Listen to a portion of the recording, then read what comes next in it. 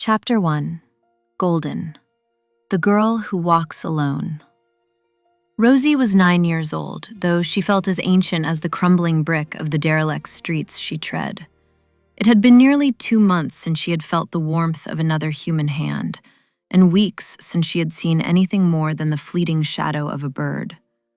Sometimes she heard their soft, staccato chirping in the eaves of abandoned buildings, but they never drew close.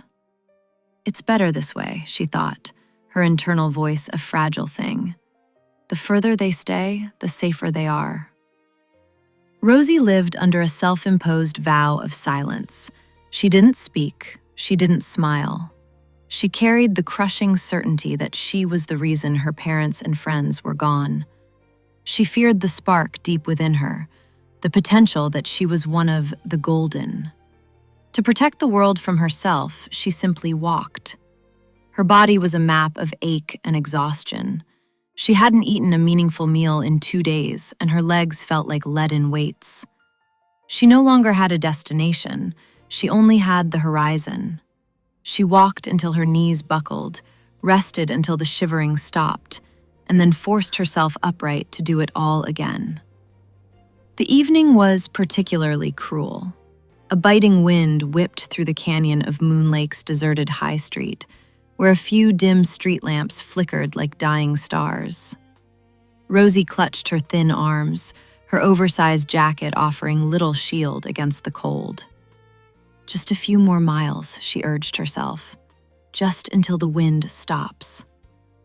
A jagged bolt of lightning rent the sky, followed by the heavy, rhythmic drumming of rain.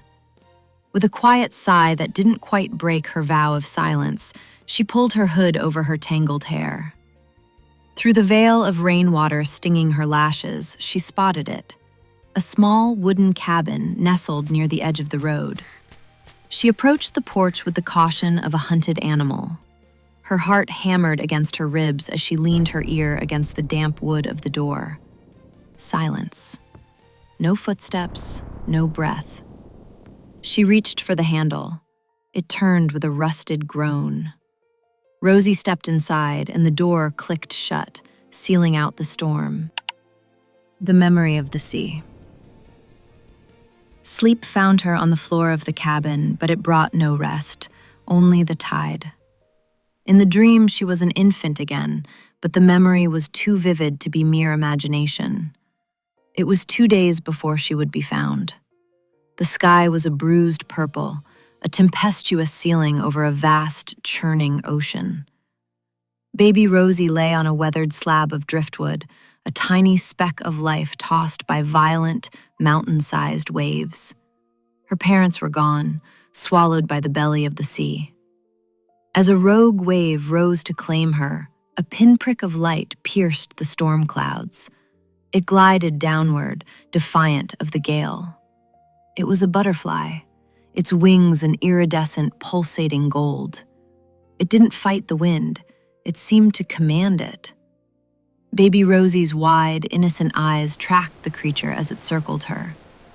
As the butterfly neared, the howling wind softened into a lullaby. The chaotic foam of the sea smoothed into glass.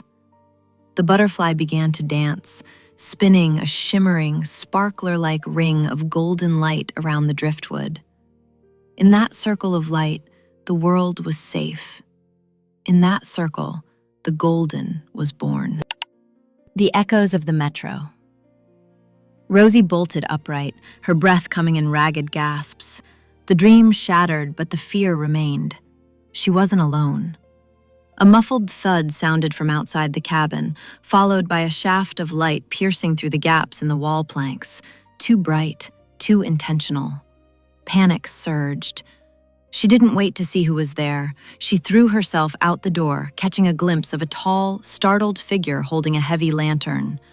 The stranger stumbled back as she blurred past, a ghost in the morning mist. She ran until the cabin was a memory, eventually finding herself descending the stairs of a grand, eerie metro station. The air here was stagnant, smelling of iron and old dust. Hunger finally overrode her fear. She found a glass-fronted vending machine, its power long dead. Using a heavy rock, she shattered the glass, the sound echoing like a gunshot through the terminal, and stuffed her pockets with stale chips and chocolate. In the shadows of a boarded-up convenience store, she found a treasure, a cardboard box filled with unlit sparklers and a brand-new green backpack. It looked similar to the one she had lost after leaving Sunny Home, the orphanage that had been her last piece of solid ground. She packed the bag with only the essentials.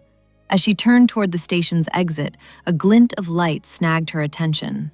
Near the base of a wall, tucked behind a rusted, weathered piece of sheet metal that dangled beneath an exit sign, something was glowing. Rosie approached, her pulse thrumming in her fingertips. She reached out, her small hand trembling as she pulled back the metal plate. The darkness of the station vanished. A warm, brilliant golden light spilled out, reflecting in the depths of her expressive eyes. It wasn't a threat. It was a beckoning. And for the first time in months, the gold didn't feel like a curse. It felt like a map.